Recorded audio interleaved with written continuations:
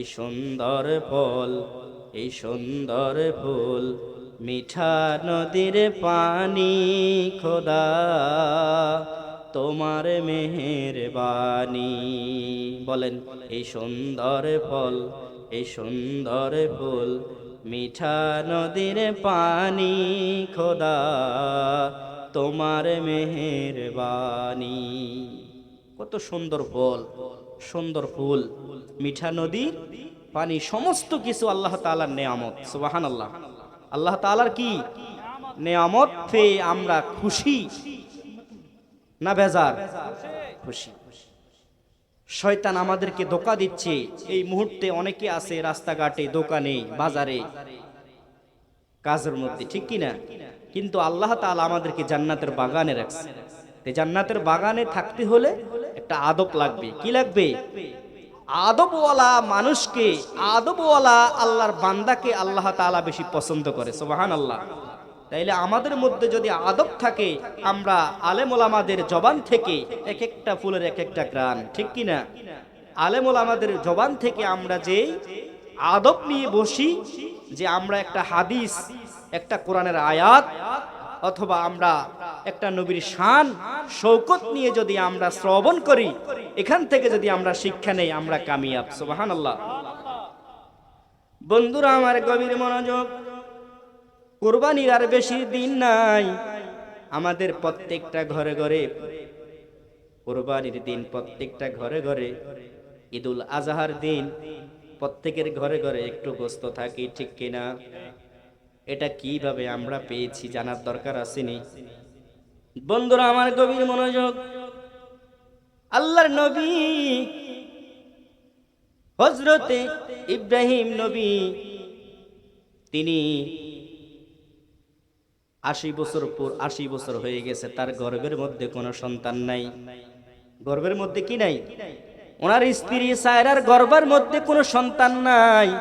ইব্রাহিম নবী বিবাহ করেছে, তার সন্তান নাই। হযরতে সায়রা চিন্তার মধ্যে পড়ে গেল, একটা সন্তান উপহার দিতে পারলো না। তখন হযরতে মা সায়রা বললেন, ও স্বামী আমার, তোমাকে আমি একটা বিবাহ দিব।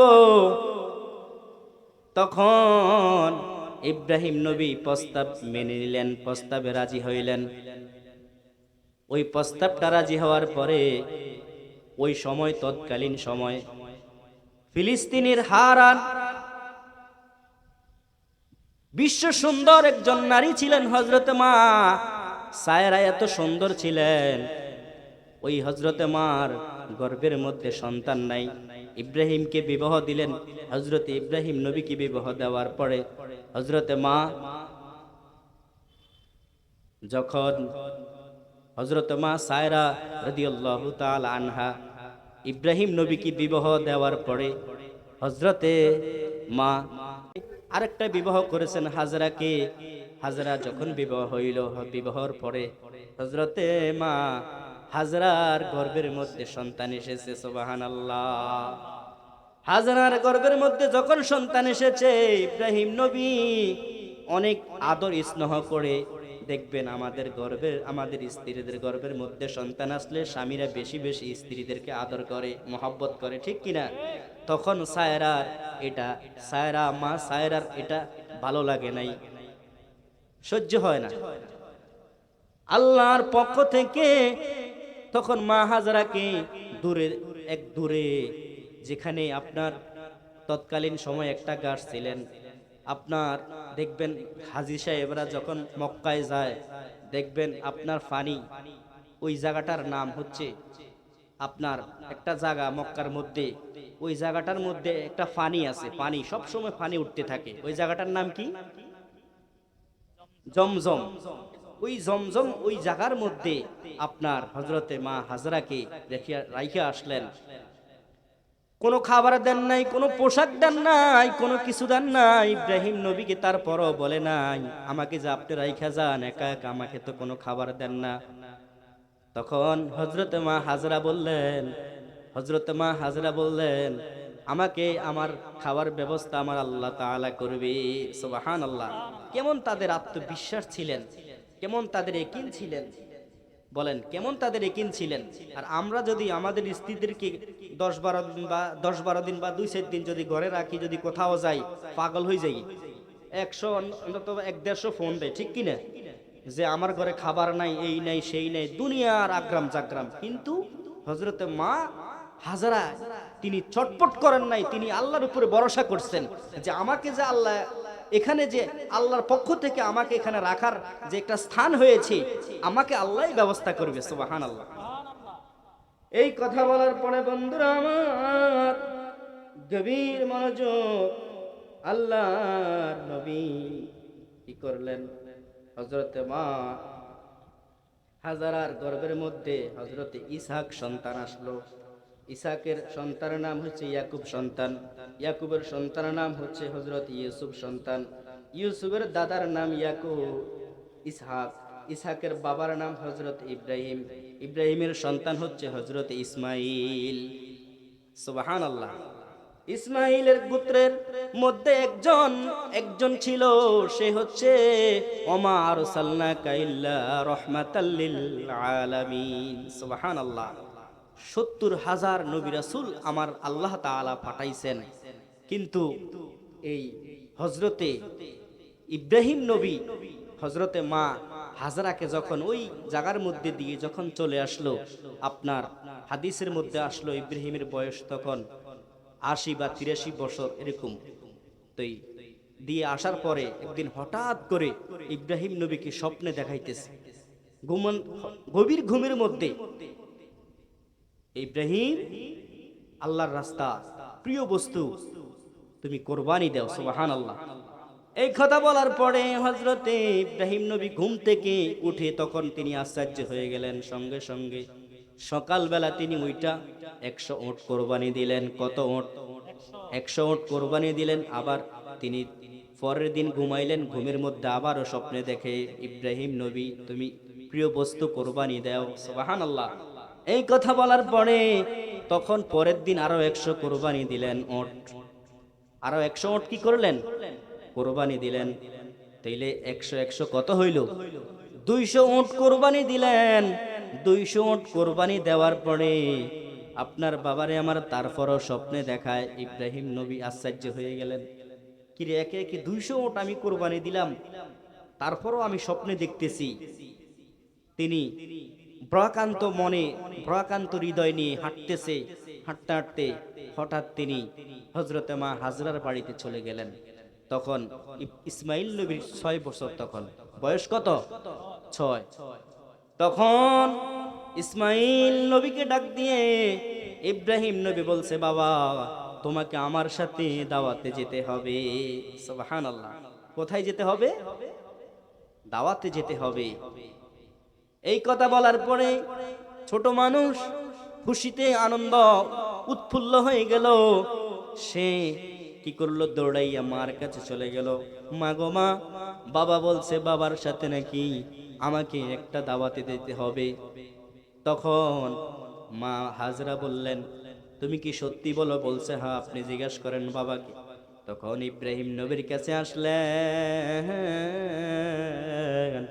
আসার পরে তখন ইব্রাহিম নবীকে বলছে, আপনি নাকি বললেন ইসমাইলকে আপনার সাথে দাওয়াতে যেতে হবে। বলছে হ্যাঁ, আমার সাথে দাওয়াতে যেতে হবে, আল্লাহর পক্ষ থেকে প্রিয় একটা দাওয়াতে যাব।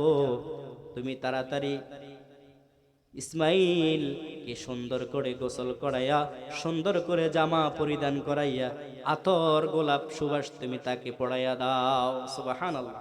মেখে দাও আতর, আতর গোলাপ, সুন্দর করে তাকে সাজাইয়া দাও। আমার সাথে গুরুত্বপূর্ণ একটা দাওয়াতে যাবে। এই কথা বলার পরে তখন ইসমাইলকে সুন্দর করে গোসল করাইলেন, জামা পোশাক পরিধান করাইলেন, আতর গোলাপ দিলেন। বাবার সাথে যাবে, রাস্তা রাস্তা ধরে আস্তে আস্তে বাবার সাথে হাঁটা শুরু করলো। মিনারায় যখন নিয়ে যাবে, শয়তান কিভাবে দেখেন ধোঁকা দেয়। মা হাজরাকে শয়তান বলতেছে, তোমার সন্তানকে যে ইব্রাহিম, তোমার সন্তানকে যে ইব্রাহিম নবী নিয়ে যাচ্ছে, তোমার সন্তানকে জবাই করবে। মা হাজরাকে এই কথা বলার পরে মা হাজরা বলছে শয়তানকে, তুমি কি কথা বলো, কোন সন্তান কি বাবাকে জবাই করতে পারে? সুবহানাল্লাহ। এই কথা বলার পরে বন্ধুরা আমার, বাবাজিরা, শয়তান আবারও মা হাজরাকে বলতেছে, আল্লাহ তাআলা আল্লাহ তাআলা স্বপ্নে দেখাইছেন ইব্রাহিম নবীকে প্রিয় বস্তু কোরবানি করার জন্য, অতএব তোমার সন্তানকে আল্লাহর রাস্তা কোরবানি করার জন্য আল্লাহ তাআলা আদেশ করেছে, সেই জন্য নিয়ে যাচ্ছে। তখন মা হাজরা খুশি হয়ে গেলেন, বলছেন, আমার সন্তানকে যে আল্লাহ পছন্দ করেছে এত হাজার হাজার মানুষ থেকে, এতে আমি খুশি। সুবহানাল্লাহ। এই কথা বলার পরে বন্ধুরা আমার, আবার মা হাজরা বলতেছে শয়তানকে যে আমার যদি ইসমাইল সন্তান, যদি আমার আরো অনেক অসংখ্য সন্তান থাকতো, আমি সবগুলা সন্তান আল্লাহর রাস্তায় দিয়ে দিতাম। সুবহানাল্লাহ। কেমন কথা! আমরা যদি বলি আমাদের একটা সন্তানকে আল্লাহর রাস্তা কোরবানি, আমরা কি দিব? মাথা খারাপ। এত কষ্ট করি, লালন পালন করি, পালি লালি, আবার আমার সন্তানকে আমি বিবাহ শাদী দিলাম না, পুত্র বিয়ে করায়, তার বউ দেখলাম না তার বাড়িতে, এবং এই যে আত্মীয় স্বজনদের বাড়িতে কত সুন্দর বিবাহ দিলে, কত রকমের খাদ্য, কত রকমের খাবার, আমরা তো কিছুই করলাম না, এগুলো আমরা মনে করতাম। বাবারে আমার গভীর মনোযোগ।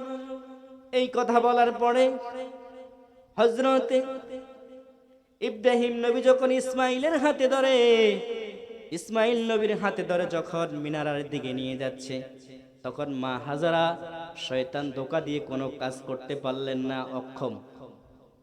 বলছে, হা, তোমাকে মিথ্যা কথা বলেছে, বলে না, আমাকে মিথ্যা কথা বলবে না। আল্লাহর পক্ষ থেকে যদি ইসমাইল নবীকে চায় আল্লাহর রাস্তা কোরবানি দিতে, তাহলে আমি মা খুশি, আমি কোনো অখুশি না। তখন শয়তান মা হাজরাকে ধোঁকা দিতে পারলো না। মা হাজরাকে ধোঁকা না দিতে পারিয়া আবার ইসমাইল নবীর কাছে আসলো শয়তান। দেখছেন, হাজরাকে ধোঁকা দিয়ে ধোঁকার মধ্যে পালাইতে পারলো না। আবার ইসমাইল নবীর কাছে আয়েশা বলতেছে, তুমি কি জানো, তুমি যে তোমার বাবার সাথে যাচ্ছ, তোমার বাবা তো তোমাকে দাওয়াতে নেয় না, জবাই দিবে, তোমাকে জবাই দিবে। এই কথা যদি আমাদের কারো সন্তানকে বলা হইতো, দৌড়াইয়া চলে যাইতো, বাবার সাথে যাইতো না। বন্ধুরা আমার, কেমন তাদের ইয়াকিন ছিলেন, কেমন তাদের বিশ্বাস ছিলেন, কেমন আল্লাহর প্রতি ভয় ছিলেন, তাকওয়া ছিল। এই পৃথিবীতে কেউ থাকবো না, কুল্লু নাফসিন যায়িকাতুল মাউত, মৃত্যুর স্বাদ, মৃত্যুর সারা সকল প্রাণী পান করতে হবে। তবে আমরা দুনিয়াতে এসেছি, দুনিয়া থেকে যাব, কি নিয়ে যাব? আমাদেরকে আমল করা লাগবে। দুনিয়া দুনিয়া নিয়ে ব্যস্ত, দুনিয়া নিয়ে ব্যস্ত, দুনিয়ার মোহ যদি আপনি পড়ে যান, তাহলে পরকালে বিপদে পড়ে যাবেন। ইসমাইল নবীকে যখন ধোঁকা দিল, ধোঁকা দেওয়ার পরে ইসমাইল নবীকে ধোঁকা যতবার দেয়, তোমার বাবা তোমাকে জবাই করবে, তোমাকে তোমার বাবা জবাই দিবে, তুমি যাও না, তোমার বাবা তোমার সাথে মিথ্যা কথা বলেছে। ইসমাইল নবী বলছেন, আমার বাবা কখনো মিথ্যা কথা বলে না, আমার বাবা আল্লাহর নবী, অতএব আমার বাবা যেই রাস্তা আমাকে নিচ্ছে আমি খুশি। সুবহানাল্লাহ। এই কথা বলার পরে মিনারার যখন নিয়ে গেলেন, ওখানে পাথর ছিলেন, পাথরের উপরে, ওখানে পাথরের উপরে যখন নিয়ে গেলেন, সুন্দর করে বাবাকে বললেন, বাবা, ও বাবা, তুমি আমাকে তো জবাই দিবে, তুমি আমার হাতগুলা এবং পাওগুলা বেঁধে ফেলবে, আর বাবা, তুমি যে আমাকে বেঁধে ফেলবে, তোমার চক্ষুটা বেঁধে ফেলবে। কেন তোমার চোখ বাঁধবা? কারণ তুমি যদি তোমার চোখ দিয়ে আমি ইসমাইলকে দেখবা, তাহলে তোমার বাবা চিন্তা পড়ে যাবে, তুমি আমাকে জবাই করতে পারবা না, তোমার আফসোস লাগবে, তোমার কষ্ট হবে, তোমার চোখের পানি আসবে। অতএব আমাকে যখন তুমি জবাই দিবে, তখন তোমার চোখের মধ্যে একটা কাপড় বেঁধে ফেলবে, তাহলে আর তোমার চিন্তা অন্যরকম আসবে না। সুবহানাল্লাহ। এই কথা বলার পরে হযরত ইসমাঈলকে সুন্দর করে বেঁধে ফেলেছেন, হাত পাও বেঁধে ফেলেছেন। ইব্রাহিম নবী তার চোখ বেঁধে ফেলেছে। চোখ বেঁধে ফেলার পরে বাবারা আমার শুয়ে গেলেন। বড় বড় একটা তরোয়ার, এবার অনেক ধারালো, এটা দিয়ে যখন জবাই করতেছে আল্লাহ তাআলা তরোয়ালকে বলে, ও তরোয়াল, তুমি একটা পশম আমি ইসমাঈল, আমার ইসমাঈল নবীর গায়ের মধ্যে দিও না। সুবহানাল্লাহ, কেমন ধারালো তরোয়ার! করতে হবে ঠিক কিনা? কুরবানি করতে হবে কার নামে? আল্লাহর নামে। অনেক তাকওয়া প্রয়োজন, তাকওয়া গোস্তর জন্য নয়, আমরা আল্লাহকে সন্তুষ্ট করার জন্য, ঠিক কিনা? কুল ইন্না সলাতি ওয়া নুসুকি ওয়া মাহইয়ায়া ওয়া মামাতি লিল্লাহি রাব্বিল আলামিন। আমার নামাজ, রোজা, আমার জীবন জৈবন সব কিছু আল্লাহ তাআলার সন্তুষ্টর জন্য। সুবহানাল্লাহ। কার সন্তুষ্টর জন্য? আল্লাহ সন্তুষ্টর জন্য। তখন ছুরি চালাইতেছে, জবাই হচ্ছে না। আশ্চর্য হয়ে গেলেন ইব্রাহিম নবী, আশ্চর্য হয়ে গেলেন। তার মাথা গরম হয়ে গেছে। তরোয়ালটা এইভাবে ছুঁড়ে ফেলে দিছে, পাথর দুই ভাগ হয়ে গেছে, কিন্তু ইসমাইল নবী জবাই হয় না। সুবহানাল্লাহ, এত ধারালো তরোয়াল, অথচ পাথর দুই ভাগ হয়ে গেছে, কিন্তু আপনার ইসমাইল নবী জবাই হচ্ছে না। তার কারণ কি? এটা হচ্ছে আল্লাহর হিকমত। আল্লাহ কি না পারেন বুঝতে হবে, আমাদেরকে জানতে হবে, আলেমদেরকে ইজ্জত দিতে হবে। এমন ইজ্জত দিব না যে ইজ্জত দিলে আলেমের কষ্ট হবে। এমন ইজ্জত দিতে হবে যে ইজ্জতের কারণে আলেমের সম্মান বৃদ্ধি হবে, ঠিক কিনা? বাবারা আমার, প্রথমবার মেলাইলো ছুরি, ছুরিটাকে আবার হাতে নিলেন, আবার জমা করার জন্য তিনি আবার স্টার্ট করবে। এমন সময় আল্লাহ তাআলার পক্ষ থেকে একটা আল্লাহ তাআলার পক্ষ থেকে একটা দুম্বা শোয়াই দিলেন। শোয়া দেওয়ার পরে যখন রক্ত ভরে গেল, ইসমাইল মনে করছে যে ইব্রাহিম নবী মনে করছে ইসমাইল নবী জবা হয়ে গেছে। ইসমাইলকে সরাইয়া দিয়ে যখন আপনার দুম্বাটাকে দিছে, দুম্বা যখন জবাই হয়ে গেল, তখন ইব্রাহিম নবী খুশি হয়ে গেল। সুবহানাল্লাহ, রক্ত ভরে গেছে। তখন চোখটা খুলে দেখলো ইসমাইল নবী তো জবা হয় নাই, দুম্বাটা জবা হয়েছে। কি জবা হয়েছে? দুম্বাটা জবাই হয়েছে। এটা অনেক লম্বা। এই দুম্বাটা কই থেকে আসলো? বাবারে আমার, গভীর মনোযোগ। তখন ইব্রাহিম নবী চিন্তায় পড়ে গেল, মনে হয় আমার কোরবানি কবুল হয় নাই, যার জন্য ইসমাইল কোরবানি হয় নাই। তখন জিব্রাইলের মাধ্যমে আওয়াজ আসলো, ও ও ইব্রাহিম নবী, আপনার কোরবানি আল্লাহ তাআলা কবুল করেছে। সুবহানাল্লাহ। ইয়া মুহাম্মদ মুস্তাফা নবী সাল্লাল্লাহু আলা, ইয়া মুহাম্মদ মুস্তাফা নবী সাল্লাল্লাহু আলা, শাফায়াতের কান্ডারি, শাফায়াতের কান্ডারি রাসূলুল্লাহ, ইয়া মুহাম্মদ মুস্তাফা নবী সাল্লাল্লাহু আলা, ইয়া মুহাম্মদ মুস্তাফা নবী সাল্লাল্লাহু আলা। আজকে একটা সবক দিয়ে যাই। আপনি আল্লাহর কাছে তিনটা জিনিস ফরিয়াদ করবেন। একটা হচ্ছে আপনার বাসস্থান, সুস্থতা, বাসস্থান, সুস্থতা, নেককার মৃত্যু। সুবহানাল্লাহ বলি। এই জিনিসগুলো আল্লাহর কাছে চাইবেন। আল্লাহ তাআলা যেন আমাদেরকে কবুল করে, বলি আমিন। আমার আলোচনা যদি আপনাদের মনে কোনো কষ্ট থাকে, আপনারা আমাকে ক্ষমা করে দিবেন। অনেক কথা বলার ছিল, কিন্তু সময় সংকীর্ণের জন্য বলতে পারি নাই। তবে আমার ভাই একটা কথা বলেছে, আমার শাহজালাল ভাই, যে নারী পুরুষরা 14 জন, এই 14 জন নারীর সাথে আপনারা দেখা দিতে পারবেন না। কারণ মা, পুপি, তারপরে দিয়া দুধ মা, হ্যাঁ, খালাতো বোন, মামাতো বোন, এই সমস্ত 14 জন নারীর ব্যতীত আপনি অন্য কোনো নারীর সাথে আপনি দেখা দিতে পারবেন না। আমাদের সমাজেতে গান বাজনা ডেক সেট মুরব্বীদেরকে মানি না, দুনিয়ার রং তামাশা। যেই বিবাহের মধ্যে গান বাজনা হবে, ডেক সেট বাজবে, মনে করবেন যে ওই বিবাহটা আল্লাহর দরবারে কবুল হয় নাই, ওই সন্তানটাও ভালো হবে না। আমাদের সমাজের মধ্যে আমরা এই জিনিসগুলো আমরা মানব। 14 জন নারীর সাথে, 14 জন নারী ব্যতীত আমরা অন্য কোন নারীর সাথে মিলামিশা কথা বলা, এগুলা আমাদের পুরুষদের জন্য নাজায়েজ, ঠিক কি না? এদেরকে বিবাহ করতে পারবেন না। আপনি কি আপনার বোনকে বিবাহ করতে পারবেন? বলেন, বোনকে বিবাহ করতে পারবেন না, খালাতো বোনকে বিবাহ করতে পারবেন না, মামাতো বোনকে বিবাহ করতে পারবেন না, আপনার দুধমাকে বিবাহ করতে পারবেন না। এরকম 14 জন নারীকে আমরা আজকের আলোচনা থেকে আমরা জানবো, শিখবো। আলেম ওলামারা আসবে, আমরা শ্রবণ করব। আল্লাহ পাক যেন আমাদেরকে কবুল করে, এই মাহফিল যেন কিয়ামত পর্যন্ত আল্লাহ তাআলা কবুল করে, বলি আমিন। যারা মাশাআল্লাহ, মারহাবা, আল্লাহ পাকের দরবারে লাখ কোটি শুকরিয়া আদায় করি। অনেক সুন্দরভাবে অনেক সাধারণ মানুষ